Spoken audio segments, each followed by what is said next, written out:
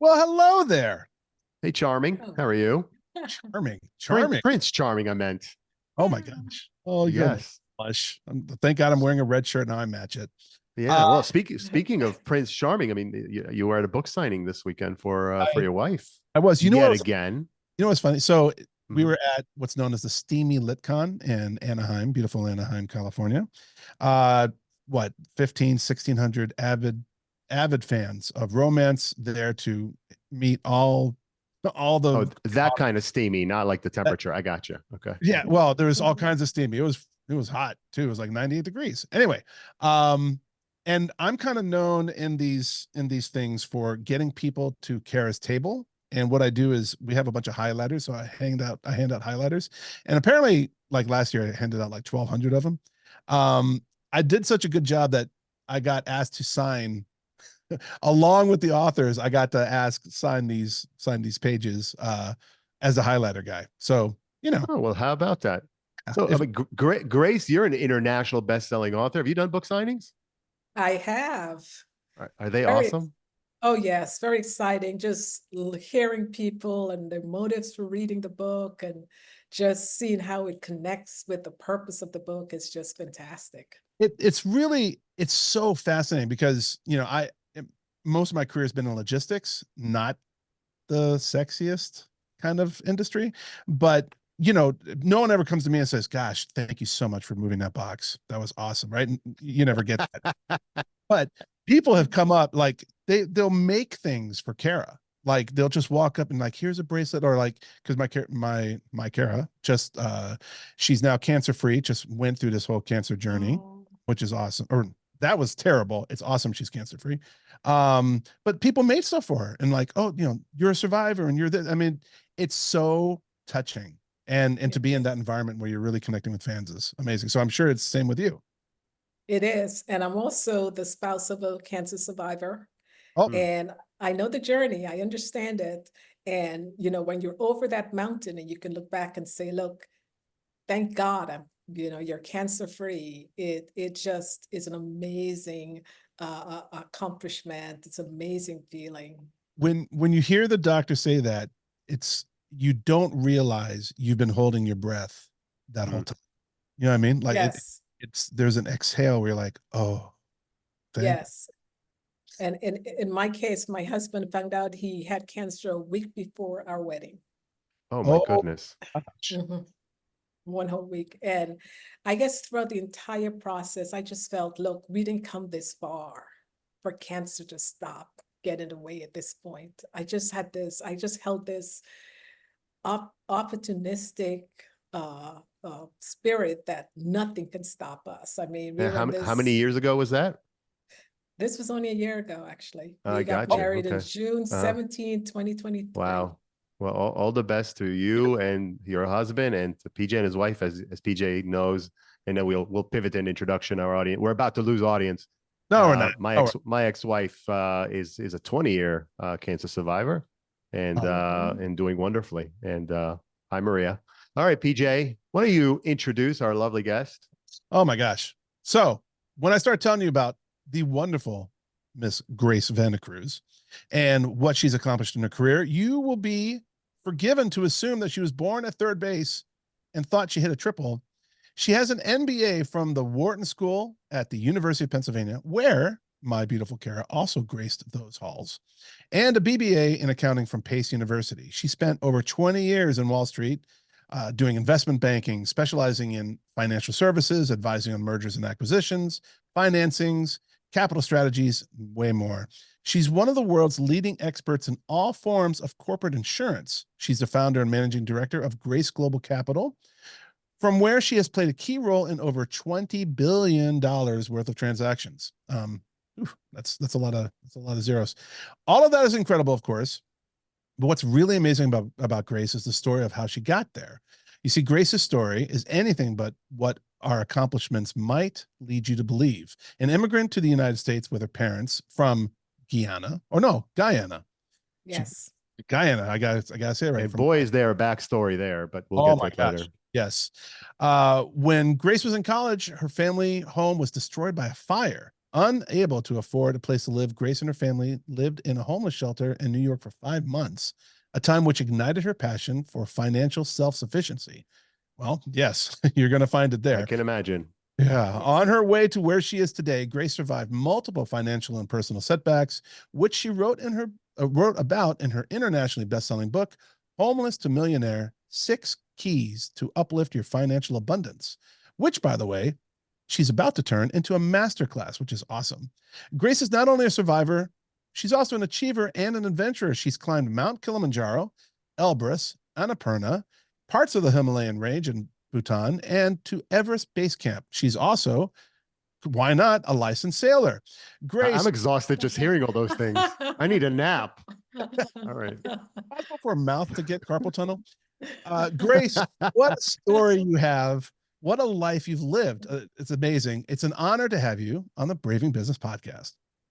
It's an honor to be here. I mean, I'm just hearing you read my background, even I'm amazed because I know the entire journey. Yeah. I know the peaks and the valleys. So Mhm. we'll love to talk to you more about this. Yeah. Episode 1 was PJ interviewing me, and he read my bio, and it does feel a little surreal to be on the listening end of your accomplishments, because we spend a lot of our time as humans being mired in self-doubt and all sorts of lesser, not viewing ourselves the way others view us. And it's kind of a nice thing. But let's get started, Grace. Your journey from being an immigrant from Guyana, where you actually survived a meeting with Jim Jones, one of the few people that did. Great story that I'd love to hear about. To becoming, homeless, and then this highly successful career. It's incredible. We'd love to hear your backstory. And just for the benefit of the audience, Grace is just a few days past having COVID, so her voice is reflecting that a bit. But thank you for braving the podcast and agreeing to stay with the schedule. Tell us this backstory and how it led you to where you are in your life. Sure. So there's a Proverbs that I love, and it says, wherever the stream flows, it never forgets its source. So my source is my grandmother, my late grandmother, who lived until 2001. She passed away at the age of 83, but she had an amazing life. She and my granddad had 9 biological children, but in spite of their limited resources, they found room in their hearts to adopt 5 young sisters who lost their moms. So they raised 14 children. My grandmother had this capacity for this boundless love that she extended to everyone. But as we're in this small circle today, I can assure you that I was her favorite. How could I you not knew be? I knew I was her favorite because she would look me in the eye and she would say, Grace, you have lengthened my years and you have blessed my eyesight. And she would just pour so much love and blessing into my life. But her most treasured words to me were, believe beyond your limits. And believe beyond your limits is a theme that has permeated my life. And you will hear that in every single story, is that when planning your life's journey, never look at your current circumstances. It's picturing yourself in the future and placing absolutely no limits on the possibilities of life. Wow. First of all, I'm sorry your grandma's not around for us to have her on the podcast, because she would be great.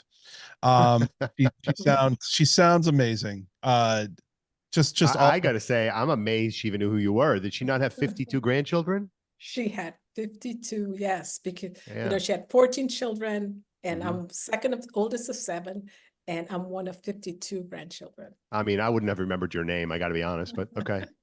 She So, remembered I would have all of her had you. I would have had birthdays. everybody wearing a name tag when they came to visit me. I would imagine during the holidays or Christmas times or birthdays, everyone's homeless. That's no way you can keep up with that. That's amazing. There's just So, not enough couches in the world, right? so you had mentioned that in our bio, you had mentioned that living in a homeless shelter really ignited your passion for financial self-reliance or self-sufficiency. Do you have like was there a moment, or do you have like a story that something you saw or experienced that really kind of stayed with you and helped you? Sure. Yeah. I think what stayed with me the most was this was in June of 1978. Um, we had immigrated to this country, and exactly 5 years later, uh, I'm standing outside the small brownstone apartment my family and I shared, only to find that that is up in flames. And my mom and my siblings who were home at the time, one of the things I remember was how calm she was. But I couldn't help looking at the clear blue sky, beautiful summer's day, and seeing bit by bit and smelling actually the ashes of what was our American dream becoming an American nightmare, moment by moment. Each burning item meant we had much less than we ever imagined at that time. And so when every piece of memory is destroyed by a fire, it really forces you to look at life differently.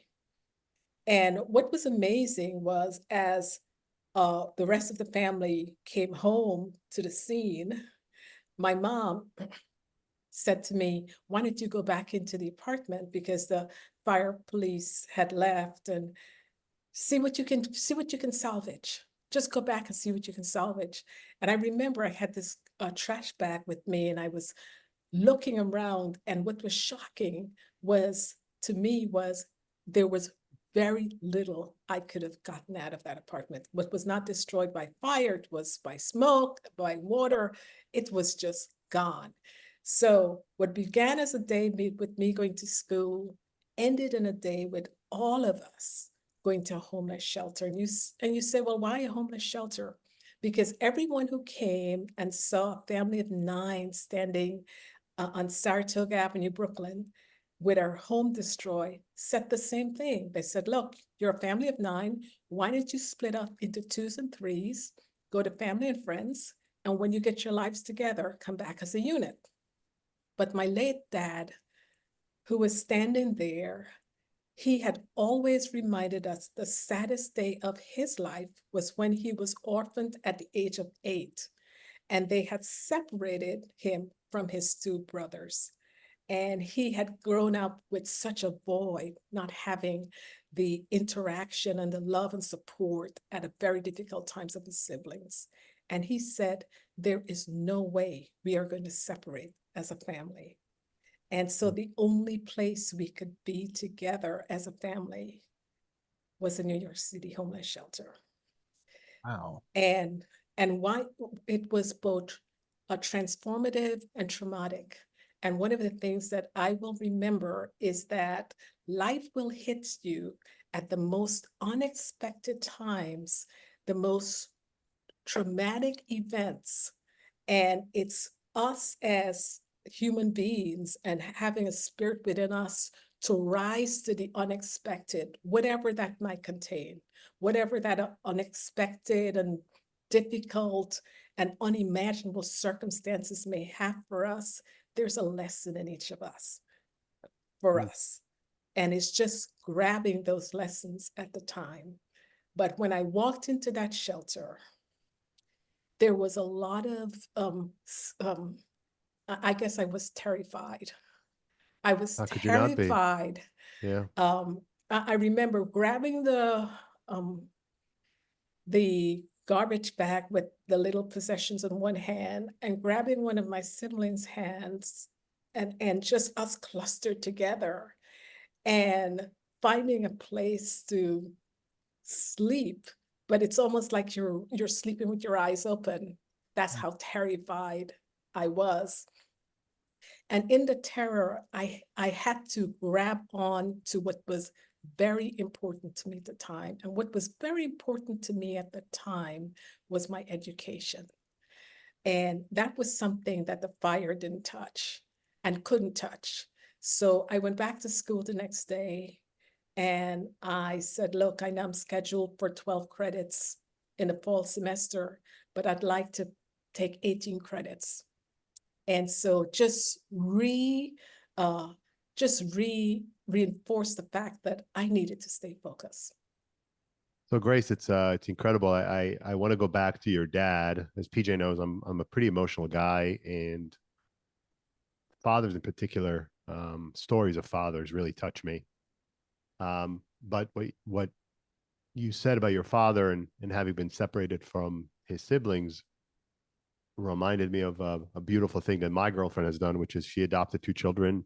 She didn't intend to adopt 2, but they were brother and sister, and she didn't want to separate them.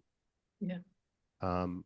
So people do beautiful things, and your father obviously has had a great impact on your life, and what a moment that had to have been for him, standing there with his family.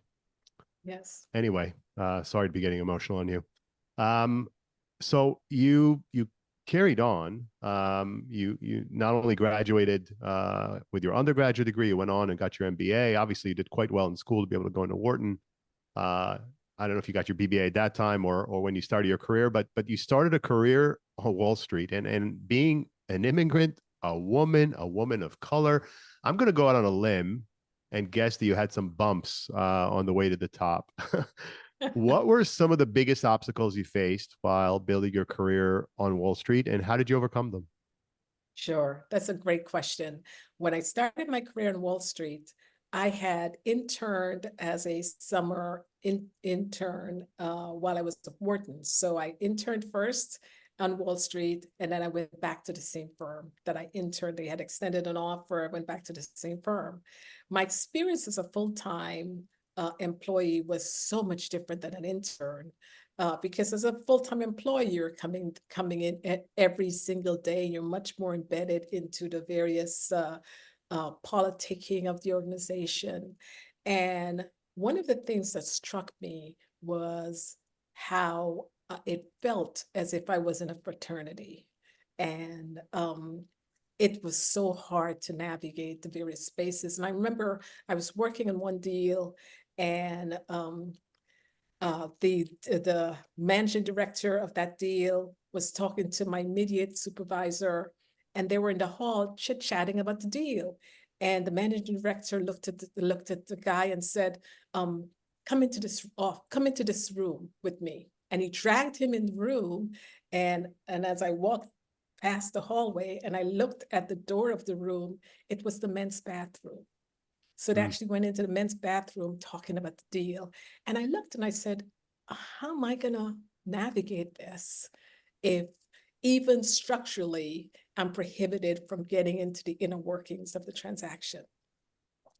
So interestingly enough, I was sitting one day and I realized everyone was clamoring for the bank deals, but very little activity or very little competition getting on the insurance transactions. And I asked one of the guys, why? And he said, well, gosh, for the insurance deals, we have to learn a separate set of accounting called statutory accounting. And no one wants to spend the time to learn that accounting, the extra accounting. And I realized back then, I was already a CPA. I majored in accounting. And I'm like, look, I'm going to learn this and take the road less traveled. And that's how I navigated. And it opened up an entire world for me, getting to learn insurance. And from, the rest from there is history. From there, I went on to work for a private equity firm focused just in the insurance industry. It was the first of its kind. Then after that, I went to work on several insurance IPOs and really master an industry that I'm very, very proud to be a part of. Okay, I don't know if it's the fact that I took a red eye last night and I have like an hour and a half of sleep. But Tal, before you went on about fatherhood, I was already getting emotional from the story. Like I just love all of this. Just so you know, I don't mean to kill the flow, but Grace, you're amazing, right?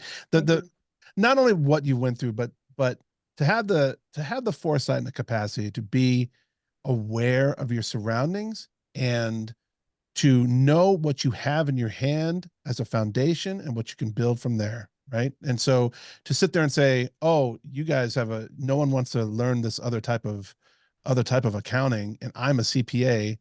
Let me go lean on what I know and differentiate and create a whole new path. And I'm so proud of you. Who am I, right? But I'm proud of you, right? Like it's really cool. It's just amazing.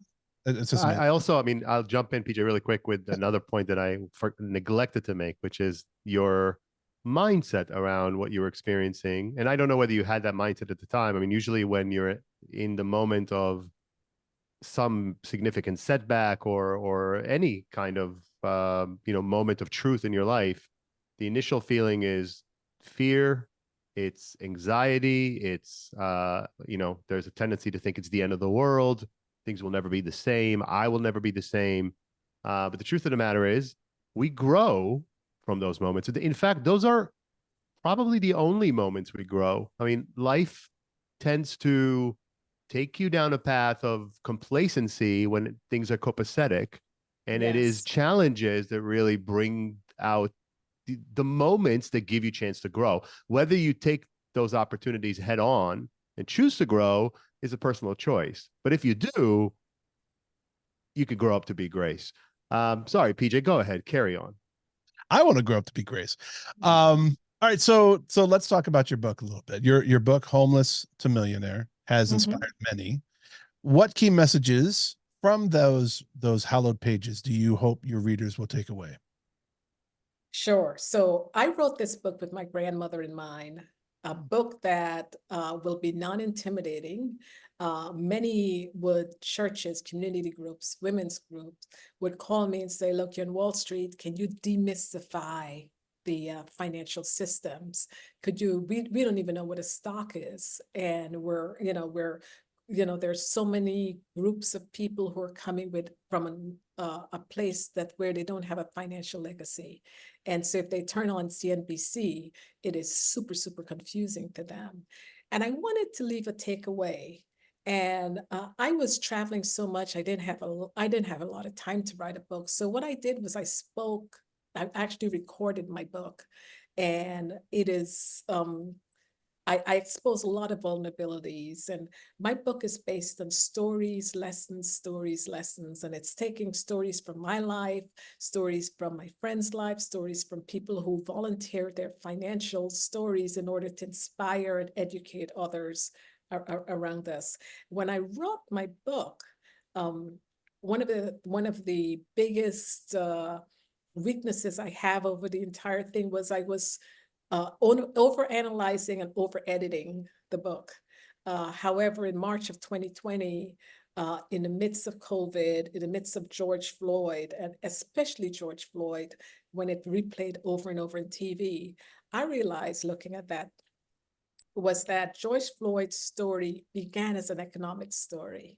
It began with a guy who presented a $20 bill. There was a dispute over that, and it cost him his life as the events just spiraled downward for him. And I wanted to refocus our entire discussion on economic empowerment, not, what can someone else do, but what can I do as an individual for me and my family and my generation and my legacy. So that's why I wrote the book. It makes a lot of sense. And first of all, that's an incredibly thought-provoking way to approach a challenge. I think it's largely true. I think my own experience, I'm an immigrant and grew up poor. And my experience was no different, I think, than a lot of both white and black and brown people who were poor. We just struggled and felt marginalized. I was an undocumented immigrant as well. So I think it is, generally speaking, an economic story. Of course, there are lots of other elements related to George Floyd that we won't get into here, but where you took it, I think, is beautiful. Let's talk about something that you wrote about that is kind of the underlying theme of your book, which is the importance of financial literacy. What do you think most of us are not thinking about enough when it comes to our finances? I think I might know where you're going to go, but I'm curious to hear why. Sure. And also, what advice would you would you give our listeners that they might be able to take right after the podcast that would improve their financial trajectory in life?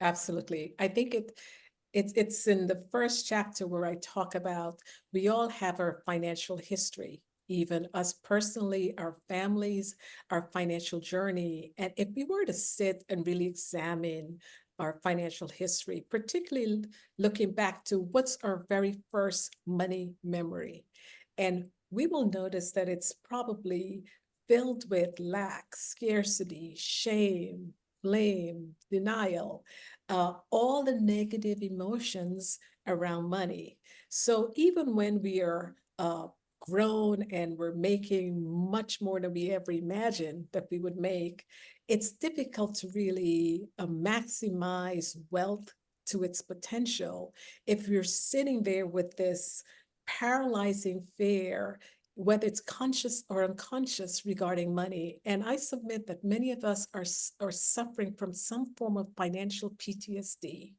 And unless we address the PTSD surrounding money and the money myths and the feeling around money in a dramatic fashion, we're not going to be able to get out of that and take concrete actions that are going to benefit us. So having an entire mindset shift regarding money and the age of abundance we now live in and the resources, unless we do that mindset shift, we're not going to be able to capitalize on that. So in my book, I give the readers the tools from which to do so, because we want to lay the foundation first before we can start saying, okay, here are the stocks to invest in. Here's how you allocate funds for retirement. Here are the insurance protections you must have. We want to make sure that we design a money story that's going to dramatically shift and break generational cycles in our families, because many of us are the first millionaires, billionaires, and trillionaires in our generation. You know, it resonates with me because again, not only from my own personal experience, but I know people who came from modest means, and the scarcity mentality actually impacts more elements of your life than you might imagine. It's not just about Yes. what you think you can afford or what kind of anxiety you live in because of money. It tends to impact your personality in some way. It tends to impact how you interact with the world, Mhm. how confident you are in yourself and your abilities.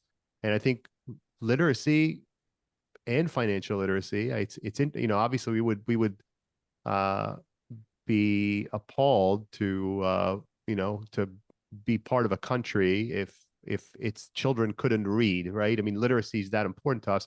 But for some reason, we are comfortable being in a country where millions upon millions of adults are financially illiterate and have very, very few means to to figure out how to do it. And it's Mhm. embarrassing.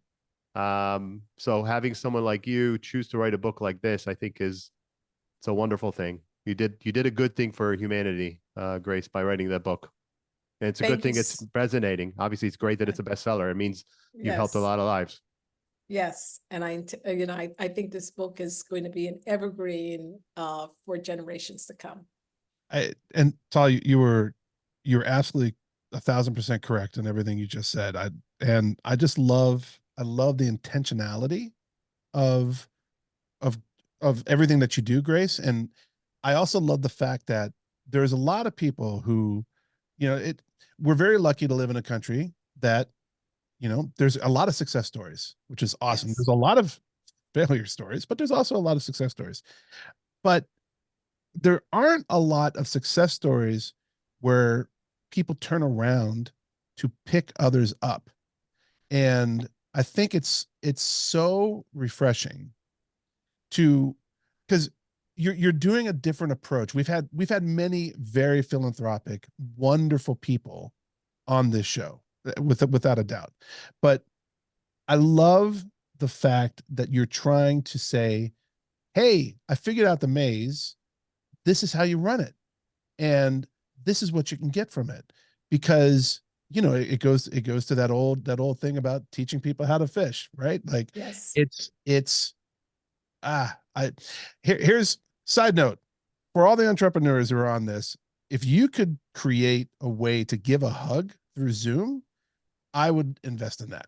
I would love that because that I want to give Grace, I want to give Tal a hug, of course, but I want to give Grace a hug as well because it's this is absolutely striking me in all the feels, and I don't know why, but it is. So I really appreciate Well, a cyber hug right back to you, because the measure of my life is going to be based on how many people I helped. Uh, I am so invested in impact right now. My basic needs are met. I am just looking to really change the world the way they think of financial wealth and financial well-being, because every family deserves the financial security. And really, when you look at where we are right now in this world, with this age, the age of AI, the age of innovation and technology, we're at the inflection point where we can benefit and maximize wealth like none other time in the world. More wealth are being created as we speak and will continue to be created than any other time in the world. So why not take advantage of it? Yeah, my gosh. All right, so you have you've advised on over 20 billion, we talked about this, insurance transactions. Yes. It's a $20 large billion worth, not 20 dollars. billion individual transactions. She's not an insurance adjuster now. What if she, you know, she only does ones at $1 at a time? What are some of the most memorable deals that you've worked on, and what Sure. stand out to you? Okay, one of my most memorable transaction was not my largest, but it's a company called Commercial Travelers, and I was advising on the sale of that company, and we were looking for a buyer. And Commercial Travelers actually had insurance claims from the Titanic. They were insuring Wow. traveling salesmen. And as the world evolved and salesmen weren't traveling door to door as they used to, they started to insure students' health insurance for K through 12 and also colleges. And so they were number 7 in the country for the type of insurance they're in. And as I learned more about commercial travelers, I became more enamored with the purpose of this company and what it was doing, although the parent company was in a different sector of the insurance industry and wanted to divest. And I was talking to my client, and my client said, "Do you think Warren Buffett would be interested in us?" And I said, "I'm not sure, but I'll find out." And so the next day, I called Warren Buffett. Now, how do you call Warren Buffett? Hmm. Warren has dedicated a guy by the name of Ajit Jain that handles all his insurance business. So I called up Ajit. Ajit answered the phone, and I explained to him that the company I was selling, the type of company I was selling. And I said, "Would you be interested in this company?" And he said, sounds very intriguing. And then he said, "You need to call X, Y, and Z, another individual." But he said, "Before we hang up, why did you call us?" I said, "Well, I called you because Commercial Travelers is number 7 in the market, and you, Berkshire Hathaway, is number 4 in the market. And if you acquire my company, you will be number 1 in the market." He said, "Well, that's a good reason to call us." And so they eventually purchased uh, Commercial Travelers. Wow. And I'm just very excited about that transaction. And Yeah, just, I can see. And there's a lesson PJ knows I like to draw out things for our audience that they might be able to bring into their businesses. There's a really important lesson here. She was asked a question that I think a lot of entrepreneurs would not have been ready for. Why did you come to me? I've been asked that question before. When you go to an investor, when you go to a potential partner, they may ask you, why us? Why do you think we're the right partner for you or the right investor for you? And if you took the time to do your homework and you nailed that question, your odds of getting a deal exponentially increase.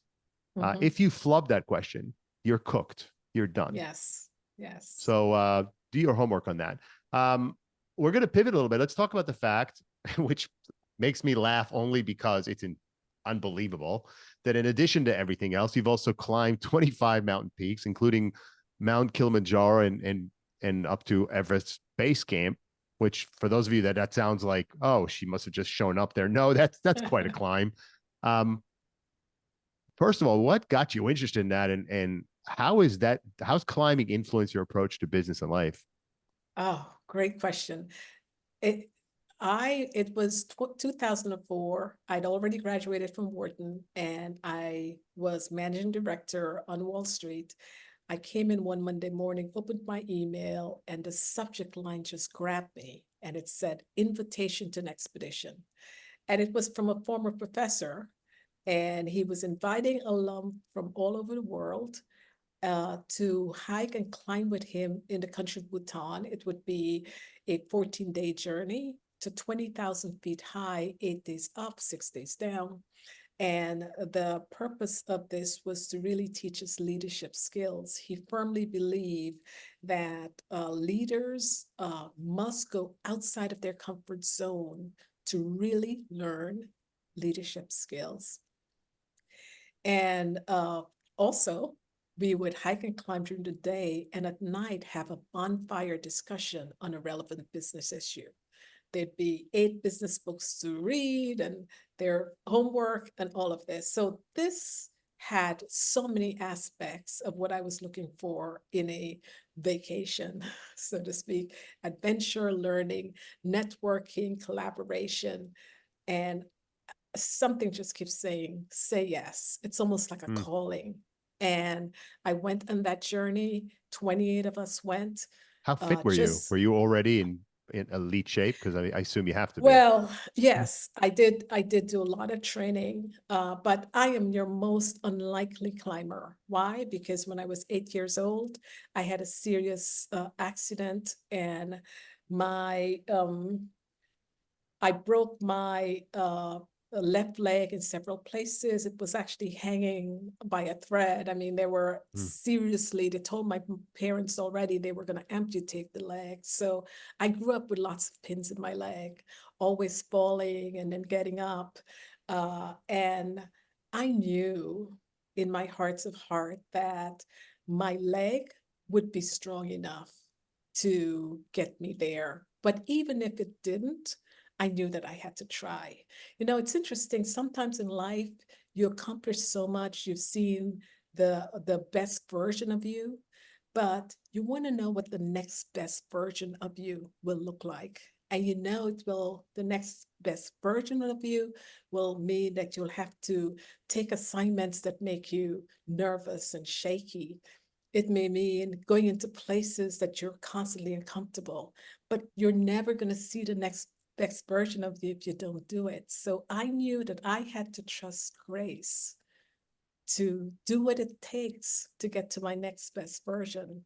And that including going on this climb. So in Mm. spite of reservations, I went on the climb.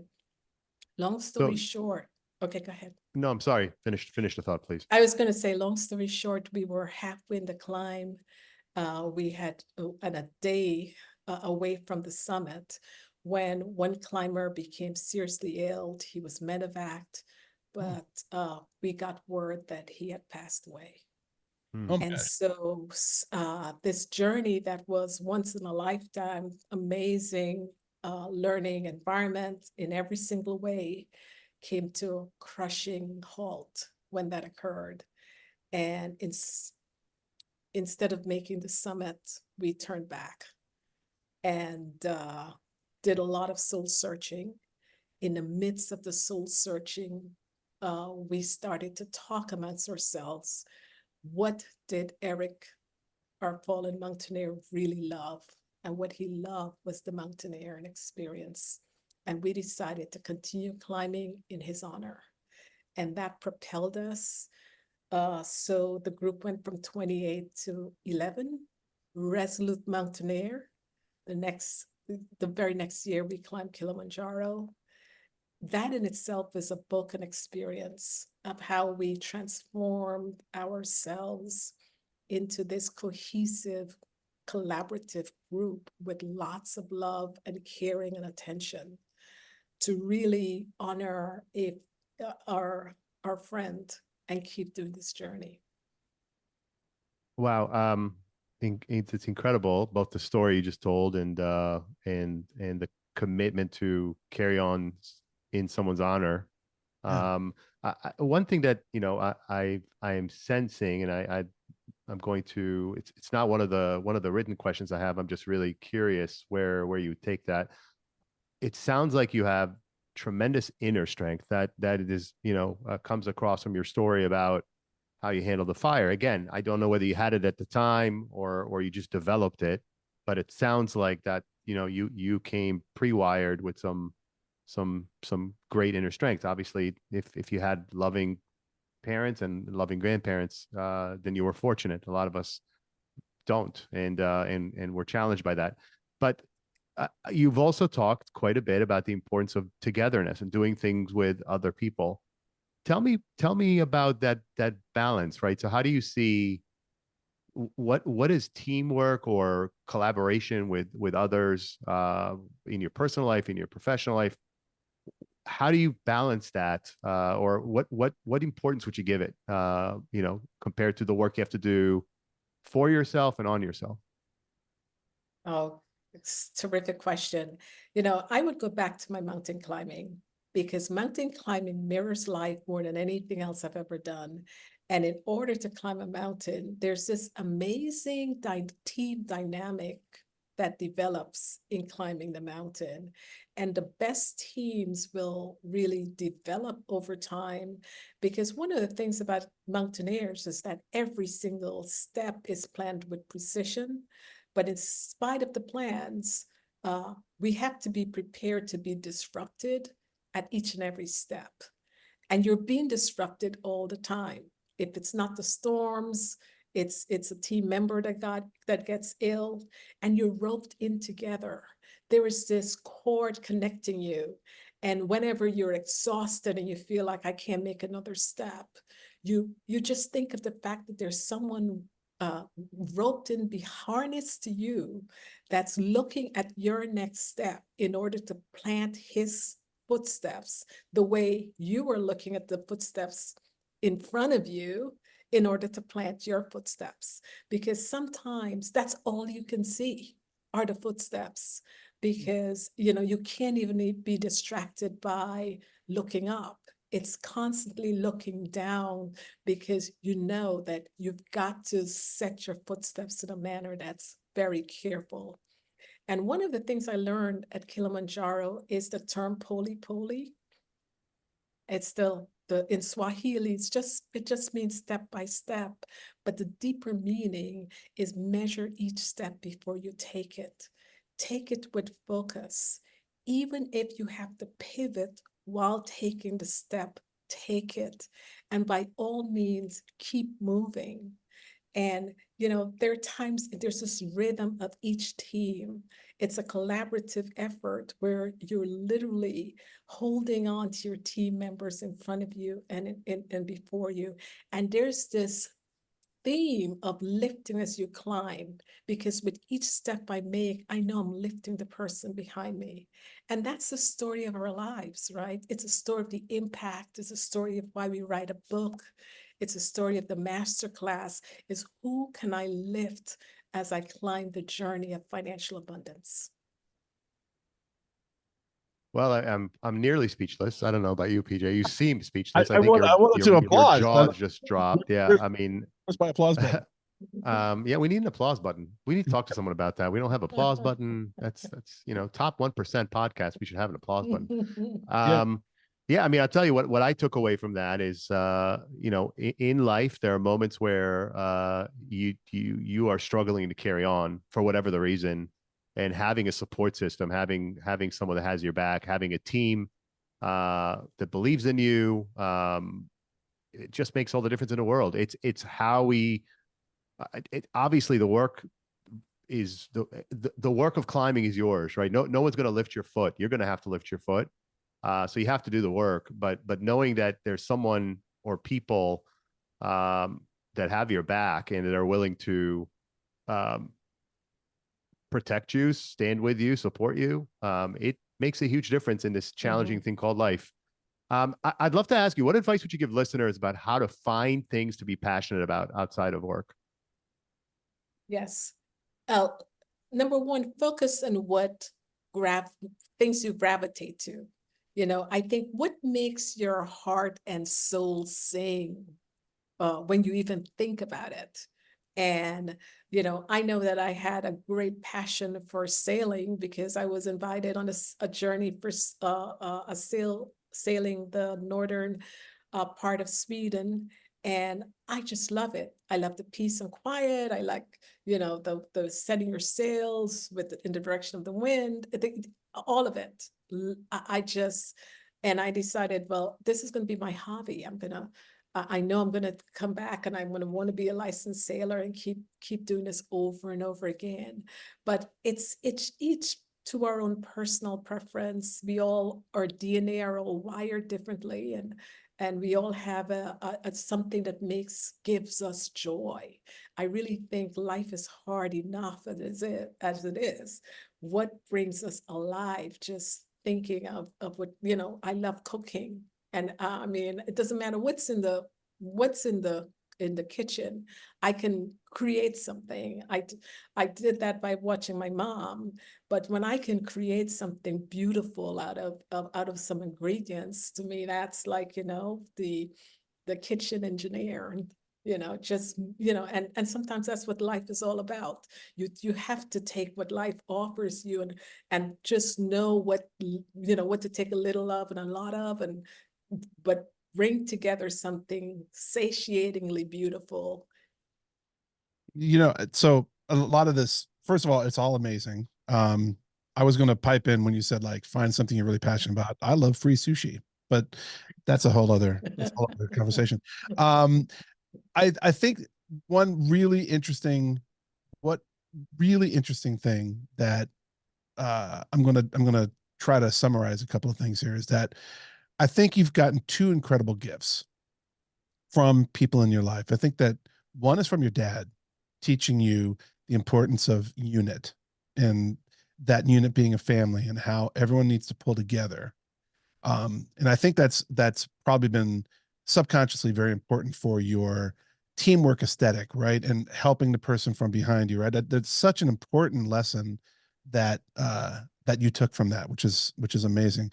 I think the other one is your grandma, and I think that in you, she gave you the calm and that that bedrock of knowing that you are unconditionally loved and that you are unconditionally accepted, and no matter what you do, you've already given her a gift. And I think that empowerment in someone young is so important, right? And you'd mentioned the PTSD of money that we carry through our lives, and I totally rang bells, right? Very true. And there's also this on the other side of this, there's this gift that you can give the young in that self-confidence and that self-assuredness, right? And so I think it's just beautiful, and what you've done with those gifts is amazing. So very, very cool. So you are now soon launching a masterclass. I think we've already done, and I think Tal is going to agree with me. We've already done a masterclass in this podcast. Hell yeah. But you're Yet going to be another. Yeah, I know. You're gonna launch a masterclass based on this awesome book. What else can we learn? What do you think the participants will take from it? And who do you think would benefit the most from a course like this? What's amazing about my masterclass is that it is cross-generational. It applies to everyone. Everyone. I've had billionaires read my book. And I always feel like, well, this is dedicated to my grandmother. I want it to be simple and basic, but every story resonates with someone in this book. So you'll take away from the masterclass is you will learn how to rewrite your money journey and rewrite the way you look with money and your destiny. This is going to allow you to set financial goals with a budget that you can stick to. It will give you the tools of how to invest, where to put your money based on your goals that you'll to have a step-by-step approach of how to build. And then it will give you some protective goals in terms of insurance, how to protect the assets that you're working on. I mean, one thing I talk about to everyone is one insurance no one it talks about is long-term care insurance. Everyone needs long-term care insurance because the risk is that we'll outlive our savings. We're all living longer. We're in a longevity revolution at the moment. So that's also important. And then finally is wills and estate. We need a living will, and it is a document that's going to be updated based on how your life evolves. So you will leave with skills and actions that you'll be taking and steps along the way. So you touched on something very personal to me. So I actually have a question for you now, and Tal's going to finish, but really quick. Unfortunately, I was the executor of my mom's estate. And I told her many times, I don't want to be that, because it's a little bit of an awkward situation. Because what if things are not laid out exactly how you want them? If things aren't very clear, then things can get really messy, especially sibling to sibling. And of course they did. So who, if, and I absolutely 1,000% living, the insurance for long-term healthcare, absolutely, because I wish my mom had that. Living wills and estates, absolutely, because I wish my mom had. She did, but I wish it was a little more tidy. When you are looking at long-term financial goals for your family after you're gone, who do you think is a good person to reach out to be your executor? Like, who is that trusted person? Like, would it be a family member? Is it a lawyer? Is it a friend? Like, who would you go to? It depends. It depends on who you can trust to carry out your wishes no matter what. Who can put the emotions aside and really know that they have the passion, they have the integrity to do exactly as you would like to be done. And one of the reasons why wills tend to be very messy is because parents, if you have 3 children, they'll say, okay, we'll just divide the assets into 3. That's the messiest thing you can possibly do. The assets need to be divided based on who can be the best stewards of your finances when you're gone. And not every child have an equal steward. Not every child is equally invested in carrying on your legacy. Some will take the investments and spend it on wine, women, and song, and some will take your investments and grow it. So it's very important to make the tough, hard decisions as you're planning your will and estates so that it doesn't get messy while you're gone. Oh, that's awesome. Well, that's great advice. We are going to end with a story that we teased in the very beginning, which is with Jim Jones. And those of you who don't know who Jim Jones is, he was, of course, we'll let you tell a little bit more about who he was, but what he's famous for, many of you, I'm sure, have heard the figure of speech, drink the Kool-Aid, but I don't know that you appreciate what the origin of drink the Kool-Aid is. Jim Jones, who I believe in 1978, if I'm not mistaken, had just under 1,000 of his followers drink a poisoned Kool-Aid. I think a significant number were children. I think I want to say it was close to a third, and they died. And you, being from Guyana, actually met Jim Jones, which is where he was based. We'd love to hear that story. That would be a great way to end an otherwise masterful session with a little bit of levity. Yes. So as I mentioned earlier, I'm the second oldest of 7. And in 1977, when I met Jim Jones, my mom was actually pregnant and having a very difficult pregnancy. I had heard an advertisement. It came on the radio that this man of God from the United States is in the country and he heals the sick, raises the dead, on and on. This advertisement went. And all I can think of was my mom, who was gravely ill and having a difficult pregnancy. So he had a service advertised at St. George's Cathedral, which is the largest cathedral in the country. And it says, come bring your sick. And I spoke to my mom about it. She was a bit reluctant, but I'm like, we've got to go. And so we went very early. Actually, I think we were over an hour before the service started. So we were one of the first local people coming into the building. We were greeted by an American, one of the most handsome African-American guys I've ever seen. Greeted us at the door. He had everything. He had charisma. I'm on picturing and on and Denzel, just for the record. Go on. on and on and on. And my mom was having none of it with her, pre-teenage daughter talking to him. But he just took her name and number and said, "Why are you here?" He greeted us warmly. We then took us to the second row of the church. We should have really been in the first row because there was all these seats.